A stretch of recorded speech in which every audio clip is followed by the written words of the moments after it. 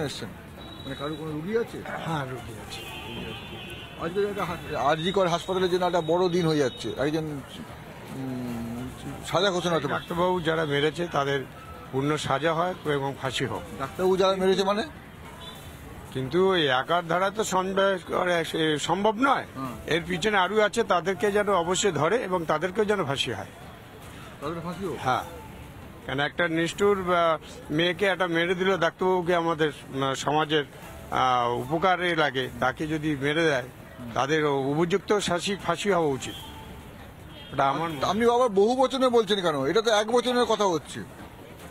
মানে ওখানে শাস্তি হয়েছে একজনের, মানে দোষী সাব্যস্ত হয়েছে একজন, সিবিআই বলছে। রাজ্য পুলিশ যেটা বলেছিল সেটাই সিবিআই বলছে। আর আপনারা বলছেন, সবাই বলছে বহু বচন, আরো অনেকে আরো অনেকে। এটা তো একজনের দ্বারা সম্ভব নয়। এটা ঢাকা দেওয়া হয়েছে। ঢাকা দেওয়া হচ্ছে?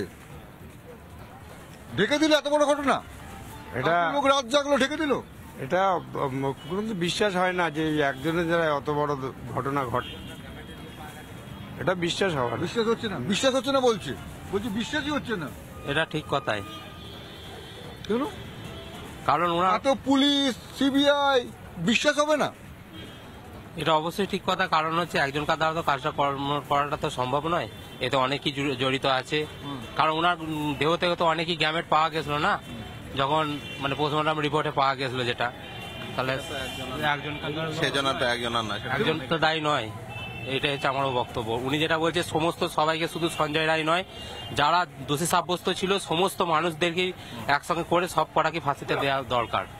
কারণ একজনকে সাজা পাওয়া দরকার, কারণ একজনকার দ্বারা কাজটা সম্ভব নয়। এটা আমরা এবং জনগণের একই মত। মানে জনগণের একটাই মত যে একা সম্ভব নয়। না, পুলিশ তাহলে কি করছে? সিবিআই তাহলে কি করছে?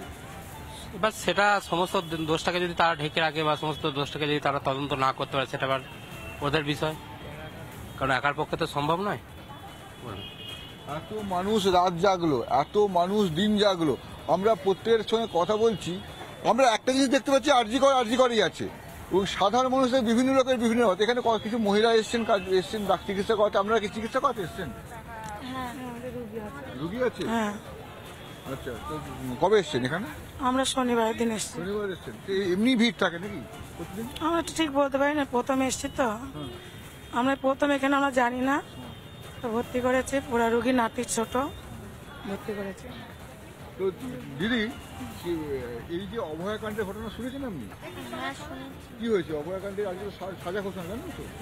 হ্যাঁ, শুনেছি তো, খবরে তো তাই দেখাচ্ছে। তো আজকে তো সাজা ঘোষণা, কি চাইছেন? সাজা চাইছি মানে যে এরকম করেছে তার তো শাস্তি অবশ্যই দেওয়া। যাবজ্জীবন দিয়ে তিলে তিলে মারা দরকার। যাবজ্জীবন দিয়ে তিলে তিলে মারা দরকার? তিলে তিলে মারা দরকার। যাবজ্জীবন শাস্তি চাই তো আমরা। নানা ধরনের কন্টেন্ট দেখার জন্য লাইক করুন, শেয়ার করুন আমাদের ফেসবুক পেজ, সাবস্ক্রাইব করুন আমাদের ইউটিউব চ্যানেল। পাশাপাশি অন্যান্য ব্রেকিং নিউজের জন্য অবশ্যই চোখ রাখুন রিপাবলিক বাংলায়।